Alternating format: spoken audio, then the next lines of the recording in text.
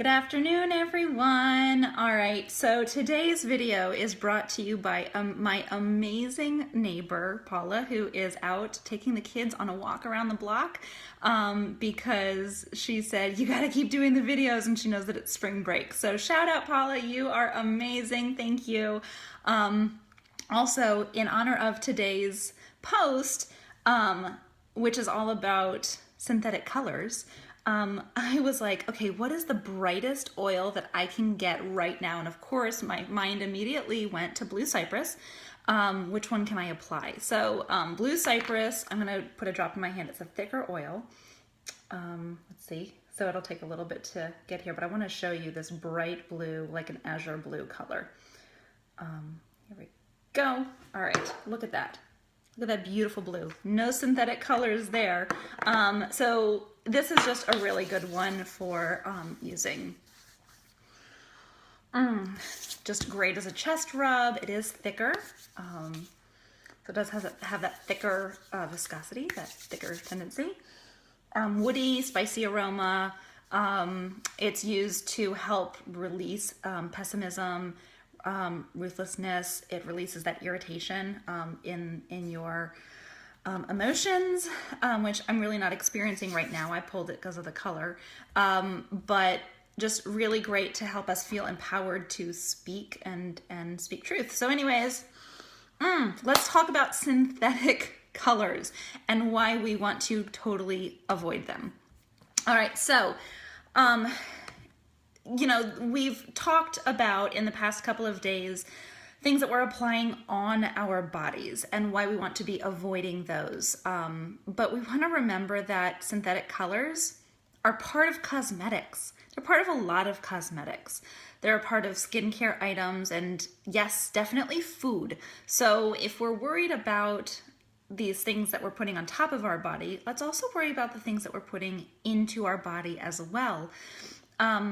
So I'm going to totally admit that I have been mildly aware of this, and yes, you want to avoid the dyes and all of that stuff, but it really wasn't until I read this post. Remember, all these videos are based on Aaron Rodgers, who has done these posts, and I am utilizing these and doing the videos from that. But really, these synthetic colors can wreak havoc on our bodies. So let's talk about them. So the safety of products containing artificial colors has been a point of debate for decades. So adversaries claiming that they're toxic, carcinogens, are potentially contributors to ADHD. We have all of these different things that are out there. But here's the thing.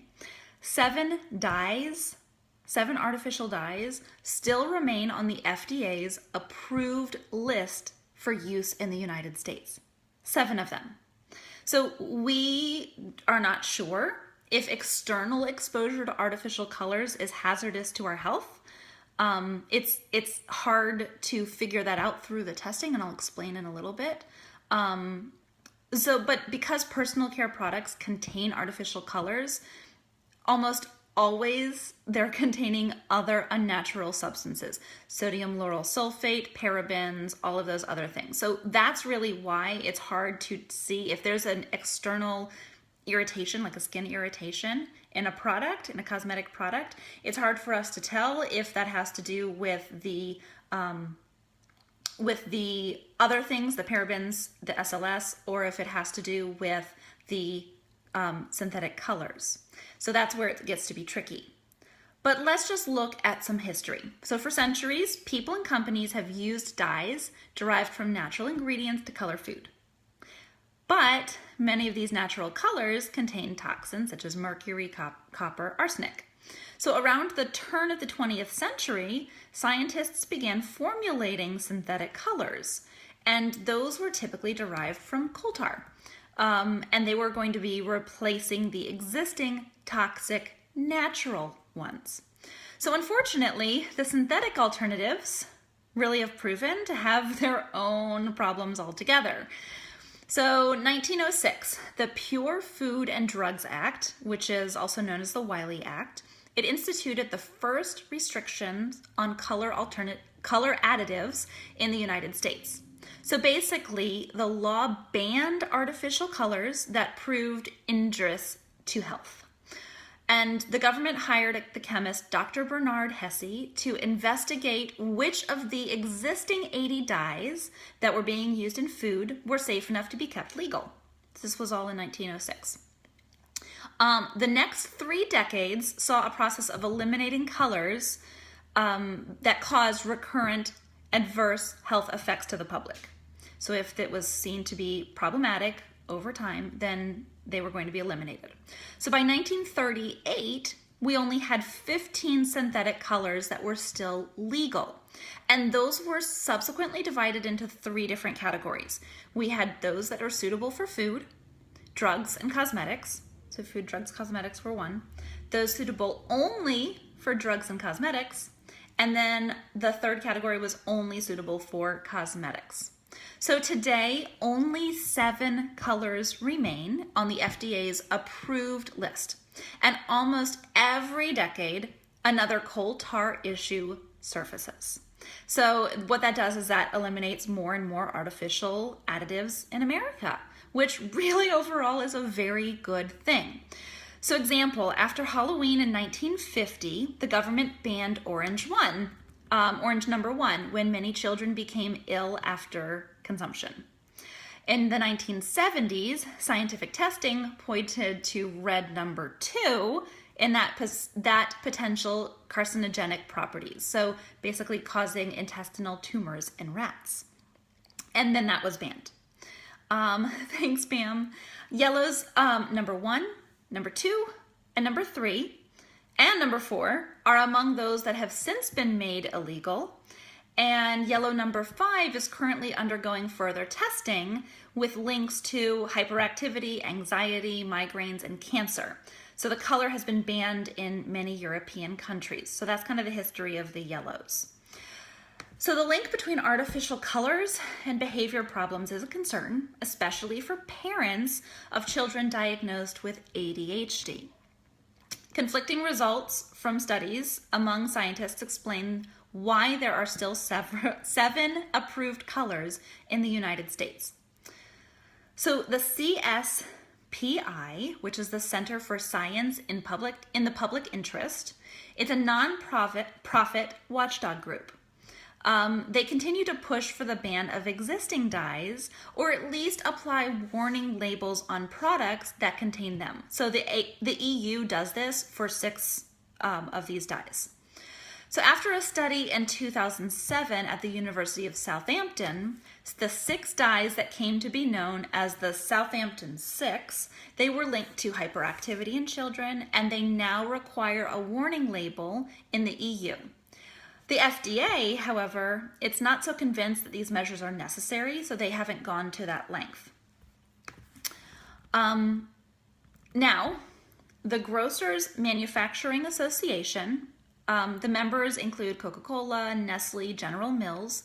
They questioned the validity of these studies and the claims made from such groups as CSPI. Remember, CSPI is a private watchdog group that's looking to try to reduce these chemicals that are here.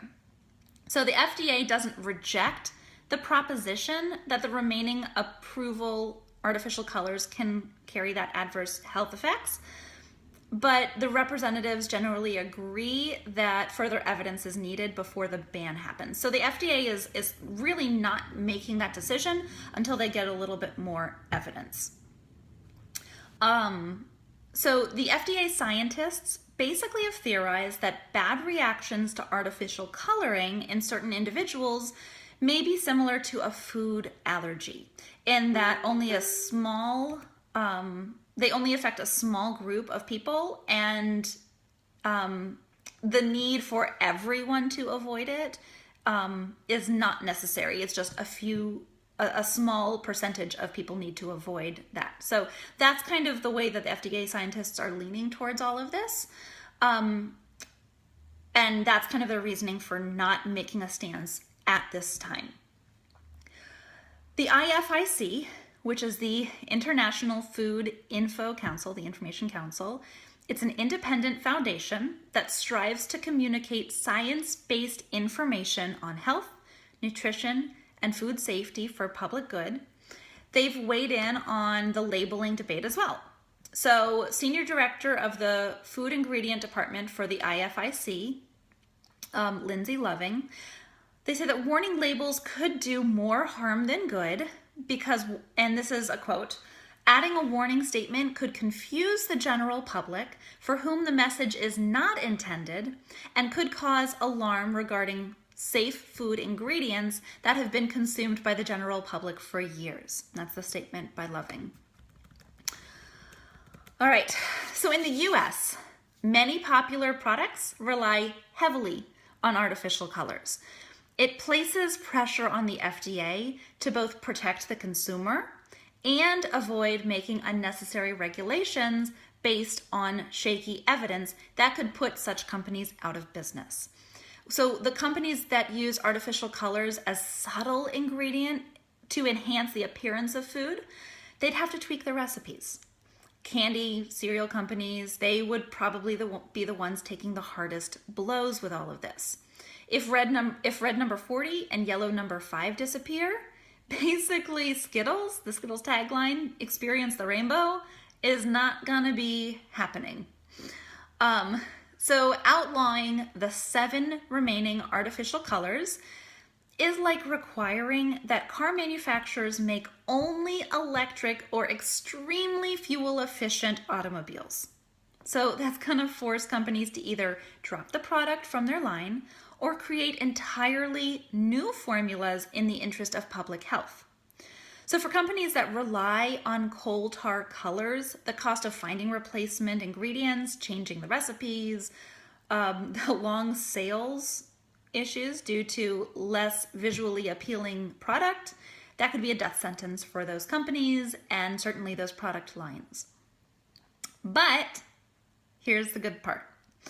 Concerned consumers, we are in luck. The future's not totally grim because companies are taking a different approach to marketing by tapping into that buyer's desire for natural products. Look, I've been on this path for almost 3 years now. And in that time, I have seen an amazing shift in the amount of people that are becoming these concerned and aware consumers. So the cheese industry, they're making a shift towards using a natto color, which is a natural derivative from, and I don't know how to pronounce this, achiote seeds, ACHIOTE seeds. So they're using that instead of yellow number 5. So the naturally colored and flavored alternatives to gummies, lollipops, cereals, yogurts, gum stock, those are totally happening all over the place. You've probably seen the label. Contains no artificial colors, flavors, or preservatives. That's a good sign. Even pet food manufacturers are jumping on this bandwagon and they're heading down the natural route for coloring. So while the FDA may not outlaw the 7 remaining artificial colors tomorrow, Americans increasingly have access to naturally colored products. So basically it allows us that power of choice. So bad news is that it's not outlawed. There are still those 7 colors. But the good news is that we do have options, and these companies are they're seeing us speak with our dollars, and they're seeing that we want this natural option. And so really look at what you're getting. Do you want that in you? Do you want those cold eyes in your body and in your children's body? Probably when you really think about it, the answer is a resounding no. So take a look at what you have. Here's that challenge that I'm issuing you every single day. Scour your cabinets. Look for items with synthetic colors on that ingredient label. Take a picture of it, and in the comments here, post it. I want to see that. The fact that you have it, it's okay because you're gonna get rid of it, right? You don't need it. Look for those other options. Now, this is where I've talked about that I can help you come up with alternatives to replace it. And yes, I can absolutely do that when it comes to these foods, the cosmetics, all of that stuff. But really, when you're looking at some of those things, maybe you don't want a replacement. Maybe this is your chance just to say, no, I'm getting it out of my house, I'm getting it out of my life, and I don't need it anymore. You know, I just recently did a clean sweep of my pantry, and any of the types of food that I just didn't want our family to consume, I just got rid of it. Because if it's not there, we can't eat it. So take this as an opportunity to get rid of that stuff that you just don't want, and use the synthetic colors as an excuse. Kind of fun, right? All right. So anyways, thank you so much again to neighbor Paula for walking the kids around the block so I could do this video. Thanks to Aaron Rogers for this amazing post that I'm able to use as for everyone's benefit, so I could do the video. And tune in tomorrow for another video on something else that we can find in our home and we can replace. If you want to see any of the other videos, I am going to be getting them up on my YouTube page. My business is One Breath at a Time, THYME. You can find it on YouTube, on my website, onebreathatatime.com, and also look in my profile because they're here. I'm making them public, so share these videos. If you have someone that you think would be interested, tag them in it, share it, and thanks for watching, you guys. I will be back tomorrow with another video. Bye.